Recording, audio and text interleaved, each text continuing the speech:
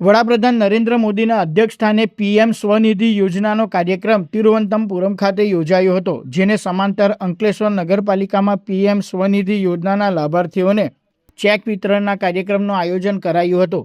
પાલિકા પ્રમુખ, મુખ્ય અધિકારી, પદાધિકારીઓ અને કર્મચારીઓની ઉપસ્થિતિમાં લાભાર્થીઓને સહાય ચૂકવાઈ હતી. યોજનામાં 15 લાભાર્થીઓને ₹4.55 લાખના સહાય ચેક અર્પણ કરાયા હતા.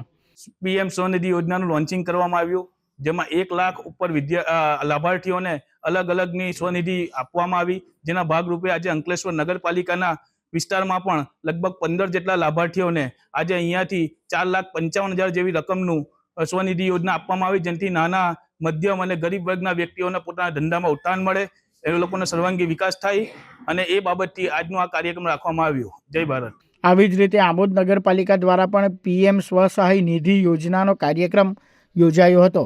ધારાસભ્ય ડીકે સ્વામીના હસ્તે 15 લાભાર્થીઓને ₹10,000ની સહાય સીધી તેના બેંક ખાતામાં જમા કરાઈ હતી.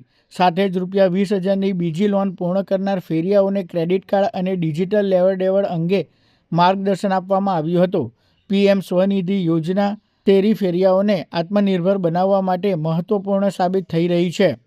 પોતાની આજીવિકા માટે ખૂબ આગળ વધે, એ પોતાના જીવનની અંદર ખૂબ સુખી થાય, એવી તમામ પ્રકારની યોજના સાથે આજે આમોદ નગરપાલિકા દ્વારા પ્રથમ લોન 15,000, દ્વિતીય લોન 25,000 અને તૃતીય લોન 50,000 એમ જે લોકોની લોન મંજૂર થઈ છે એ તમામ લોકોને આજના દિવસે સરકાર દ્વારા એમના ખાતામાં જે પૈસા મંજૂર થયા છે એ આજે એમના ખાતામાં જમા કરવામાં આવ્યા.